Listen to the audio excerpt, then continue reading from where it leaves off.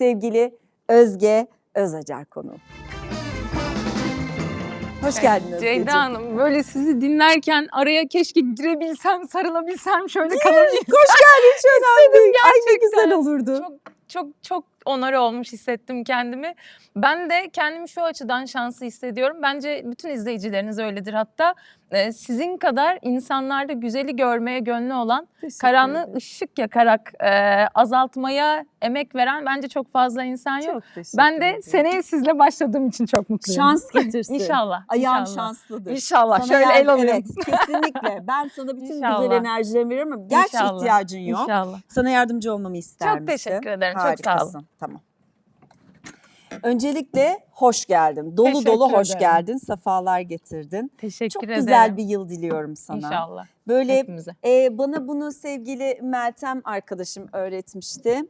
Meltem Reyhan itibarlı kelimesini hayatıma soktu. Ben dileklerimi, niyetlerimi dilerken. Sağlık mesela ben derdim ki eskiden yeni yıl dileklerimde bu sene işte 59 kilo olmak istiyorum. O demişti ki bana sağlıklı bir şekilde 59 kilo olmak istiyorum. İşte demiştim ki ben iyi para kazanmak istiyorum, başarılı olmak istiyorum. Hayırlı para kazanmak. Evet, o dedi ki Bereketli. itibarlı başarı, hayırlı para. Bereketli ve hayırlı para.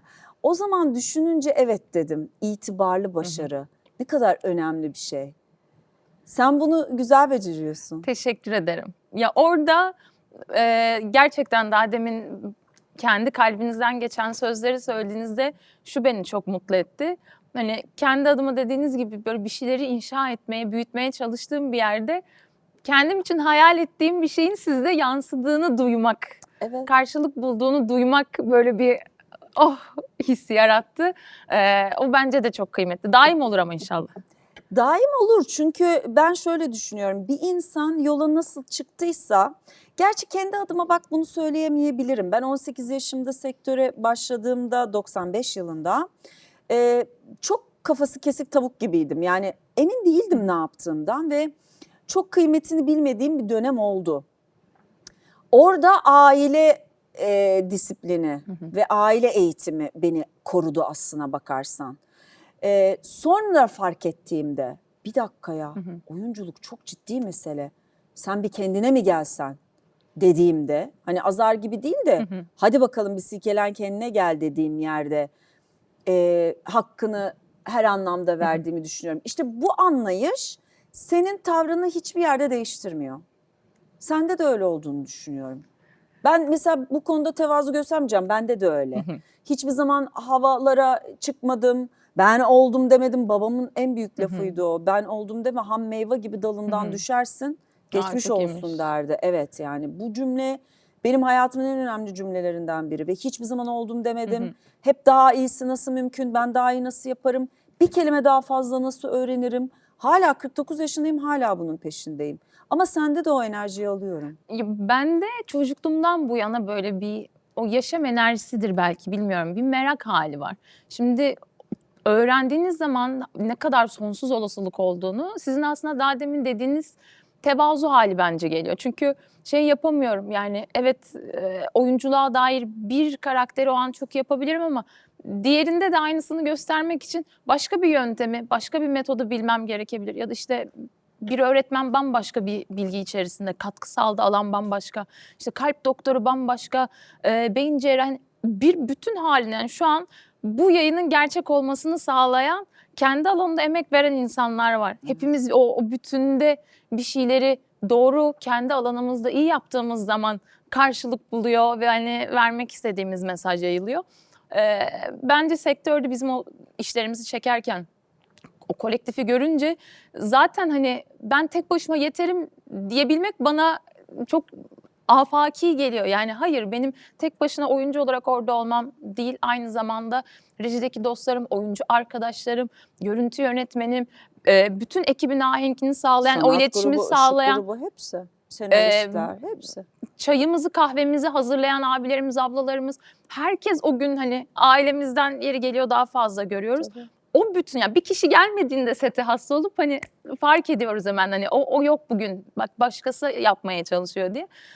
Biraz o kalabalık içinde olmak da bana şeyi veriyor. Yani yani büyük konuşma, bir kendini bil, haddini bil. İyi bir şey yapıyorsan sahip çık emeğine ama hani bu geliştirilmek zorunda. Yani bir çiçeğe nasıl bakıyoruz? Evet. Aynı o şekilde hani ona o ihtimamı ben göstermek durumundayım diye. Dediğim gibi ama siz o noktada çok büyük bir ilham kaynağısınız. Çok teşekkür Yani ederim. bir sürü böyle hani sadece tek bir yönlü değil, çok yönlü olan, hem şahane bir anne olmak, Teşekkür hem ederim. şahane bir oyuncu, hem hayat hakkında bu şekilde hani misafirlerinizi ağırlamak. Yani bu bence çok çok kıymetli bir şey ve çok Evet. büyük, varoluşunuz bir ilham yani. Ben seviyorum. İlham mı bilmiyorum ama şey kısmına katılıyorum sana. Karanlıkların içinde kalıyoruz. Yokuş aşağı gittiğimiz zamanlar oluyor. Hayat aslında böyle bir şey ama orada tünelin sonunda ışık var diyenlerden biri olmayı seviyorum. Çünkü o tünellere oldukça girmiş biriyim. Şükür iyi ki de girdim. Hiç bunun ajitesinde değilim. Hep de Bunu ışık söyleyebilmek vardı. çok büyük bir cesaret Evet. ama. Hani genelde hikayenin mutlu tarafını hep biliyoruz ya. Belki günümüzde sosyal medya tarafının da Evet. hepimizin iyi kareyi seçmesinden de Evet. mütevellit ama ya burada bir yolculuk var aslında. Yani işte tabii ki de her sene, yani bir önceki seneden başka olabilmek isterim. Hani bu omurgasız olmak gibi bir yerden değil. Değil. Daha iyi algılayabilmek, daha iyi idrak edebilmek. Dediğiniz gibi yani bu bardağı buraya koydum ama ya evet, o anki Özge bunu idrak edememiş ama artık bu burada dursun Evet. gibi. Hani o gelişime izin verebilmek bence çok çok muazzam bir şey. Evet. Sizin oradaki o sözünüz bence o noktada kıymetli. Hani düştük, kalktık, Evet. tuzu, biberi, her şeyiyle Her şey. olmasın yemeğin. Zaten ben baharat severim. Benim annemin babası, dedem yani anne dedem Antepli. Dolayısıyla Çok güzelmiş. evet, yani benim için önemli. Biraz önce biz Antep konuştuk. Oradan da bağlayayım istedim meseleyi. Baharatsız yemek olmaz ama acısız da yemek olmaz yani Ben acı benim için. sevmezdim. Zamanla alıştım. Şimdi çok keyifli geliyor. Ağzımın o suyu yüzden. akıyor acı deyince. Ben acı çok severim. İşte hayatın içindeki acı da benim için yemeğin içindeki acı kadar kıymetli. Çünkü acı olmazsa sen tatlının da tadına varamıyorsun. O acının seni bir kendine getirme hali var.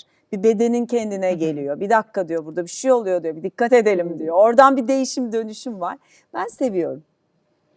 Şimdi Özge, aslında duyduğum kadarıyla da röportajlardan da anladığım kadarıyla zaten sorulmuş bütün sorular sana sorulmuş.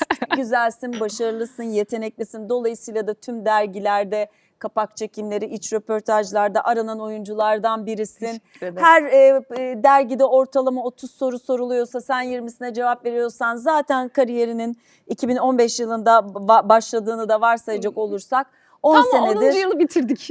10 yıl bitti. Şimdi dolayısıyla 10 senede sorulmuş bütün sorulara cevapları verdin ve sana hayranlar zaten bunları biliyor. Bilmek isteyenler de bugün itibariyle bilmediklerini hemen sosyal medyadan araştırıp öğrenebilir. Beni ilgilendiren o onluklar.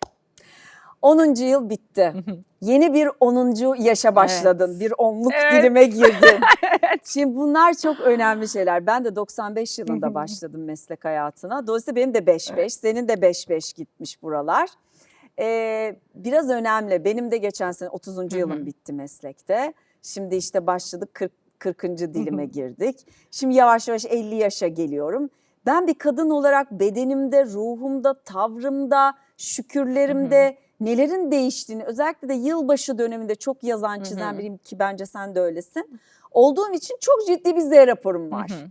Şimdi ben istiyorum ki yeni onlukta Evet. sen 2015'teki Özge'ye neler söylersin? Çok merak ediyorum. Yani Özge, baksana 2026'da Olacak. bak neler oldu biliyor musun da neler olur? Kesinlikle ağız şefkatini böyle olabildiğince bir an evvel geliştirmesi için kendisine karşı böyle hani çok çalışacaksın ama inan karşılığı olacak demek isterim. Çünkü yani böyle orta alt ekonomik düzeyde bir ailenin kızıyım ve böyle Anne baba ne iş yapıyor Özge? babam emekli. O da otelcilik, turizm tarafındaydı. Annem ilaç sektöründeydi. O da inşallah yakında emekli olacak. Az bir şey Olmasın. kaldı. Olsun belki de istemiyordur. Yay kadını. O yüzden hani hayattan emekli olması mümkün değil. Evet. Ama hani iş O hayatı, gezecek. 9-6 iş hayatından emekli olmak Tamam. O istiyor emekli inşallah. olup gezecek. İnşallah. O yüzden hani üniversitede 17 yaşımdan beri ben aslında çalışıyorum. Üniversitede hani sabah ayrı giderdim. Gazetecilik okurken. Evet, çünkü hani bir yandan harçlığımı kazanmam gerekiyor. İşte seyahat etmek istiyorum, eğitimler almak istiyorum. O yüzden de hani kendim artık onu kazanıp koymam gerekiyordu. Sabah gidiyordum, bir ofiste çevirmenlik yapıyordum. Öğlen okula gidiyordum. Okuldan işte 4.30'da çıkıyordum, otobüse biniyordum. Staja gidiyordum. Bu sefer böyle hani sürekli bir sadece çalıştığım, aralara işte dersler eklediğim, işte ekstradan Fransızca öğrenmek istiyordum. Marmara'nın kursları var, işte salı perşembe bunu yaparım, işte hafta sonu buradan bu eğitimi alırım, oyunculuk derslerine şu gün giderim diye hani sadece çalıştığım bir üniversite hayatıydı. O yüzden böyle o dönem hani şey hissiyatı oluyordu, yani yapıyorum ama hani boşa değil değil mi gibi bir iç enerjisi vardı. Hani onu şu an seslenebilsem şey derdim, hani diyecek lütfen kendine güzel bak böyle. Güzel olacak, sakin ol, korkuyorsun biliyorum ama her şey yoluna girecek, inancını koru derdim direkt. Aslında bu anlattıklarından senin 10 sene önceye de söyleyecek pek bir şeyin yokmuş gibi görünüyor. Çünkü 10 sene öncen de bugünü bilerek yaşıyormuş gibi hissediyorum ben bir yandan. Belki. Ya hayalim oydu. Yani aslında daha demin dediğiniz gibi hani bende şey hissiyatı var. Bu iyi mi kötü mü bilmiyorum. Bir şeye kimisi hani hemen bir girizgah yapabilir, yani o deli cesaretiyle. Ha, Ben evet. orada birazcık daha temkinliyim. Yani işte 10 yıl yerine Özge senin oyunculuk kariyerin 3. yılda böyle olsun deselerdi yine istemezdim. Çünkü şeyi seviyorum, yani kademe kademe, kademe kademe, yavaş yavaş, yani her film, her dizi, her iş, her reklam bana başka bir bilinç getirdi. Tabii. Bir sonrakini taşıyabilecek bir ruh hali de sağlamış oldu. Yani o haddi bilme hissi daha çok. O yüzden böyle hani hep şey temkini vardı bende, hani yavaş yavaş olsun, sakin sakin olsun ama kalıcı olsun, güzel bir yere götürelim. Neyi neden yaptığımı bileyim. Hani evet ya Ceydan böyle bir şeye başlıyorum, inanılmaz heyecanlıyım, çok istediğim bir şeydi, oldu sonunda diyebileyim diye. O zaman da o bende hep vardı. Hani sakin sakin yapalım, hani hiç acele etmeyelim, koşmayalım diye. O yüzden hani bu 10. yılda biraz daha onu hissediyorum hani. Sende bu sükunet, evet var bu sükunet sende. Ve bence benim manevi inancım orada beni sakin bir yere götürüyor. Çünkü yani sizin saç renginizde biri olabilir, göz renginizde biri olabilir ama bir ikinci Ceyda Düvenci yok.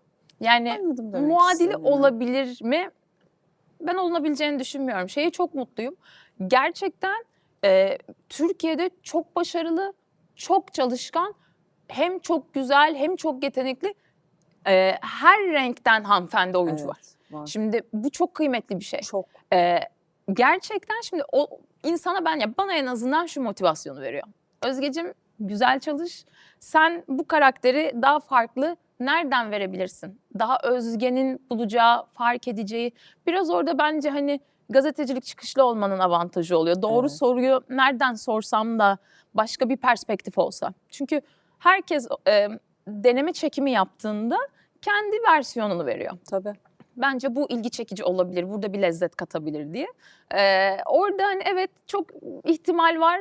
Benzer renklerde de bir karakter aranıyor olabilir. Yani bu sadece oyuncu tarafı için de değil. Kas direktörü, yönetmen, yapımcı, senarist, hikaye için bir renk tipini de uygun görüyor olabilir ama hani o izleteceğim deneme çekiminde ya evet bu karakter yaşıyor şu an, hani böyle bir var dedirtebileceğim ne yapabilirimi düşünüyorum. Çünkü orası benim kontrol edebileceğim alan. Doğru. Yani diğeri işte çok kişi var şu sağlıkta bir bakış açısı da değil. Yani hiçbir doktorun ben şey dediğini düşünmüyorum. Çok doktor var. Hayır, daha iyi bir doktor nasıl olabilirim işte. Yani, yani çok anne var, ben o zaman olmayayım mı? Hayır. Ben bana göre daha iyi bir anne acaba nasıl olurum gibi kendime için. çok soruyorum. Kendimin en iyisi. Yani demek kendimle istiyorsun. hep böyle bir hasbihal halindeyim. Hani işte önceki sene ise sizin dediğiniz gibi 2025'in Özgesi neydi, ne yaptık, nerede yavaşladık?